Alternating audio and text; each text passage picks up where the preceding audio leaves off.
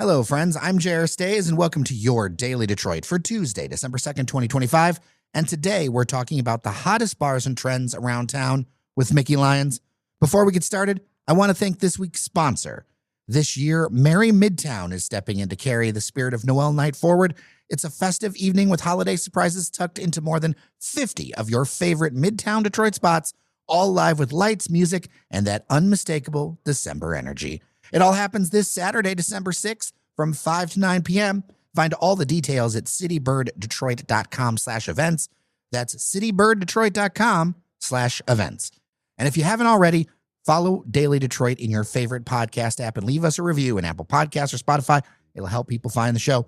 Feedback is always welcome. dailydetroit@gmail.com or 313-789-3211. Let's hop into that conversation.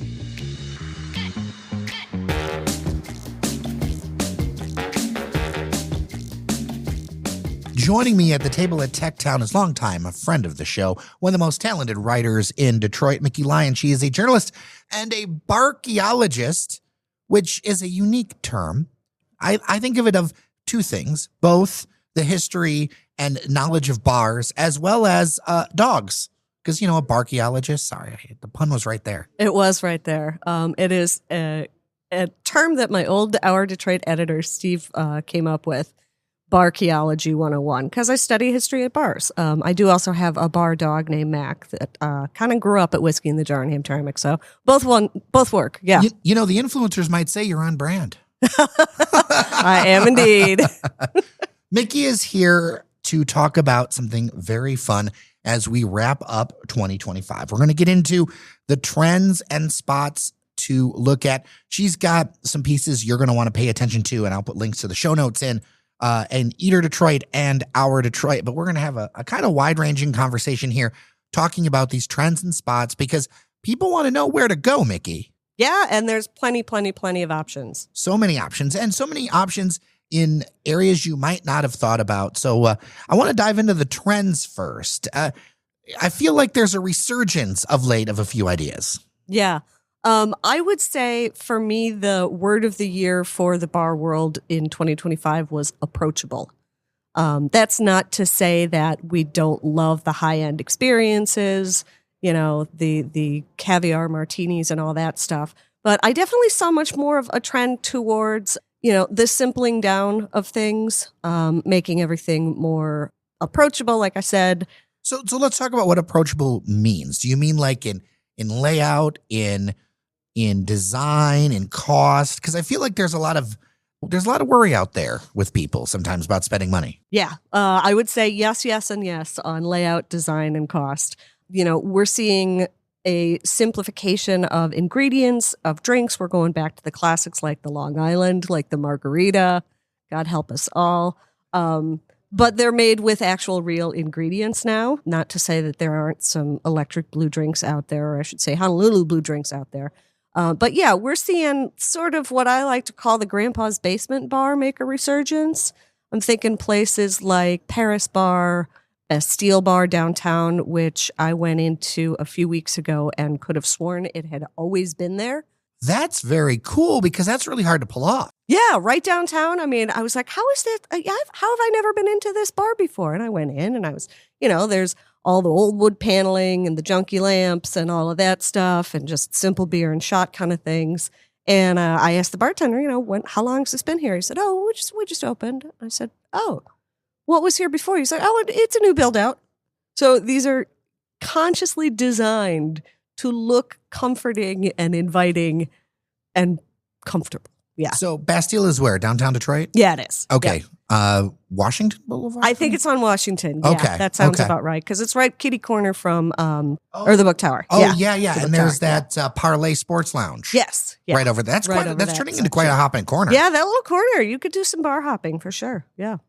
And then we've also got places like Saxy's that just opened up. Oh, have you been? I have. I was pleasantly surprised. We were talking about this a little bit. It is a passion project of the Gilberts, of Dan in particular, and you can tell.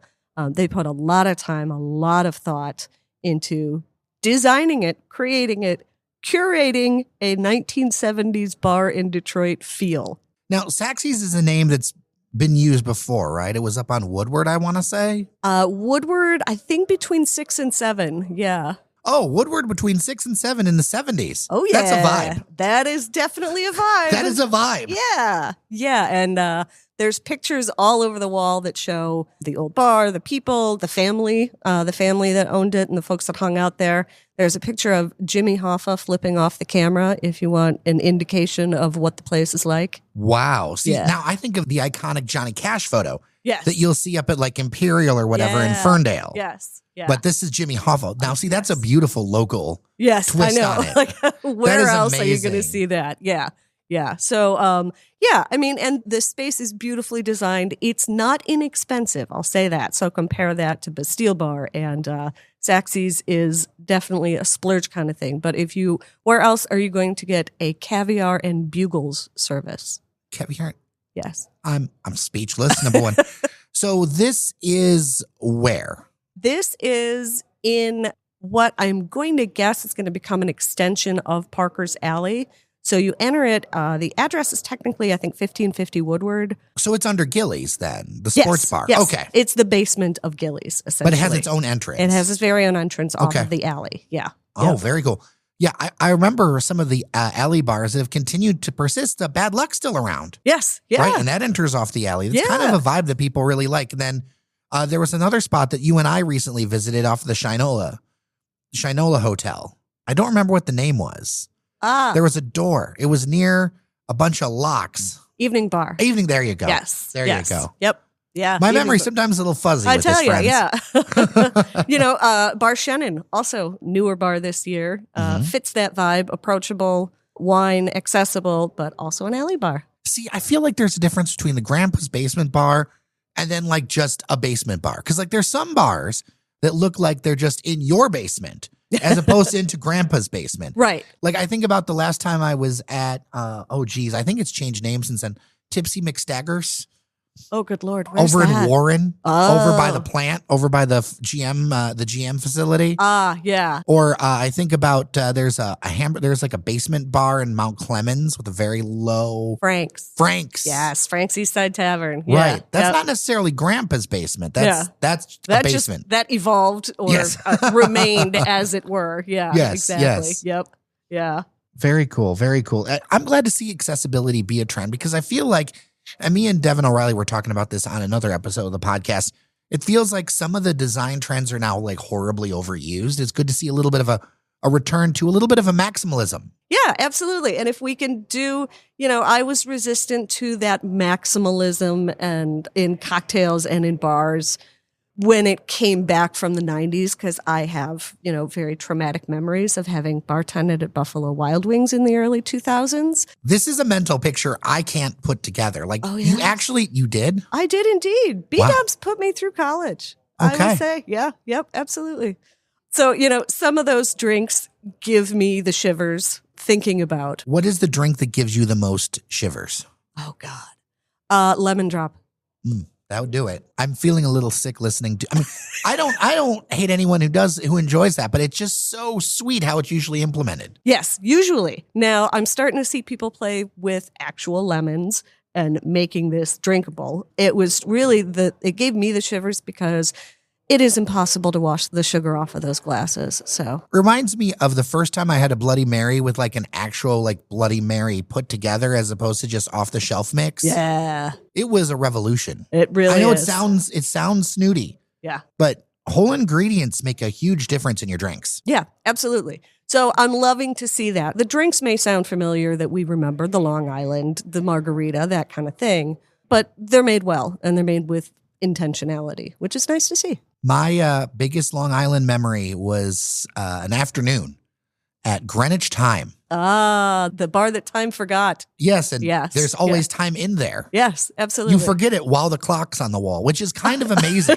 Yep. That Long Island was also the least expensive Long Island I've ever drank. Oh, yes. Which flew down to all the other ingredients as well, but there wasn't much thought about that after about an hour. Right, yeah. Anyway, the reason we're getting together is we recently ran into each other at one of Detroit's newest spots, Marrow in the Market. Yeah. Wow. Very cool. What are some of your first impressions? I've got a few myself. I mean, it's gorgeous. Yes. It is a view of downtown Detroit at sunset that you can't get anywhere else from that second floor bar. Oh. Yeah. And the thing about it is if you want to feel like you're in a city, like a true like Chicago, New York, anywhere, city, this bar has the looks. Yes. Every single scene, you can see the brick. You can see people outside. There's street life. There's windows that look on downtown. The vibes with that are just immaculate. Yeah, they are. Absolutely. I mean, and no surprise considering it's a Ping Ho project and it's one of her babies. So she also owns 2 other Marrows now. And the Royce. And you can see that in the cocktail program. I mean, the food, the meat product, Marrow provisions, that part of it is, of course, flawless because that's her thing. But wine and cocktails are also her thing. And you can really see that. Yeah. What I liked about the bar design was, and there's very few bars that do this nowadays, I like bars that have a little bit of a curve to them so you can see each other. Yeah. Yeah. Too many bars are completely straight. Yeah. One thing I really always enjoyed was the circular bar at 2 James, or back in the day, what was that bar that had Bucharest Grill in it? Park Bar. Park Bar. Park Yes. Bar. Yes. Yeah, Park Bar was Park Bar, not Bark Park. Bark Bar. I got dogs on the brain. Park Bar. Yeah. I love that circular bar because it was something where you could meet new friends and you could even talk to the people that you're with. Yeah. And that's Volmer's now. And that's also, I think that bar is still circular there. Okay. And that's also very much like an industry regulars, low key kind of place. Yeah. It feels like Marrow in the Market's going to have a menu that you're going to be mostly familiar with as well. Yes. So like if you're into steak, if you're into meat, Yes. this is where to go, especially because of the whole, and we've had Ping and others on the show about that whole sustainable system where it's as local as possible, or Michigan. And that does add a little bit of price, but man, is it worth it? I'll actually sometimes get the ground beef or whatever from the store. Yeah. And if you're going to put in a dish where you mostly like taste the beef, oh, it's totally worth it. Yeah. Yeah. Yeah, definitely. Their whole ethos is all about the sustainability, the local. And I mean, you can't get much more local than the on-site butcher to make your dinner. That's true. That's true. You're mentioning approachable. One place that I think we've both been to that I want to mention is Dirty Shake. Yeah. Love that place. It's the team behind Freya, Dragonfly, Chartreuse. So we know it's going to be good. And it is. But it's also, hey, they've got a Strong Island on the menu. You know, they've got a Hummer on the menu. These are old school drinks, but they taste so much better than they used to 20 years ago. And their burger knocks it out of the park. Oh, yeah, absolutely. Knocks it out of the park. You can't miss it because it's a building that it looks like the top's been cut off. Yeah. Right there in Midtown, right over, I want to say what, second, third? Not Cass. Not Cass. Second. I think it is second. Yes. Right over there behind the theater, the Wayne State Theater. Yep. Yeah. Yeah. Yeah. Very cool. Very cool. Large porch area, all that. That place kills it in the summer. For sure. Yep. For sure. Love it. And then the final one I want to talk about is part of something that I'm seeing a little bit. I wonder if you agree. An idea that the East Side's getting its legs as far as bars. Absolutely. I'm thinking I'm just noticing it because I live on the East Side again. Am I crazy? No, absolutely. You're right. This year, we saw a shift to the East Side. West Village now has a walkable concentration of bars. Jefferson Chalmers is getting there, and there's some great new spots over on the East Side in old familiar bar spaces that I think are really going to be able to capitalize on the push east of folks. So where should I go? Cannons. Ooh. Yeah. Can I set off a cannon? Oh, God. Probably. But don't tell him I said that. Yeah. I don't know. Cannon range in the back. Yeah. Authentic 1812 models, friends. I've not talked with the ownership about this, although I feel like this would be a fun idea. Right. Yeah. They're old school, like 19th century old school. Oh. Guinness, hand pours, proper pint kind of thing. Oyster happy hour. Yeah. Oh, so where is this exactly? It is on Mac in the space. I don't remember what the cross street is, but it's in the building that used to house Lost River. Oh, so it's like a little bit past Alter. Yes, that sounds about right. It's still in the city of Detroit, but right across the street from Grosse Pointe Park. Yep, exactly. Okay. Yeah, yeah. Very cool. Very cool. So yeah, East Side also, we've got Father Forgive Me, one of the biggest openings of the year. I've been a few times now. One, I cannot tell you how many people from all over find their way to this corner of Detroit that you would never see off of Jefferson Avenue, right? Yeah. Like it's right next to a big road, but you would never know it's there. Yeah. Yeah. And it is packed. It is beautiful. Like you go there and you think you're in some sort of dream. Yes. I have not seen a bar knock it out of the park with settings and surroundings more than Father Forgive Me in years. Yes, it is, pardon the pun, divine. It really is. Yeah, I had to. You know what? That is allowed, Yeah. especially as it's connected to a former church. Exactly. Yeah.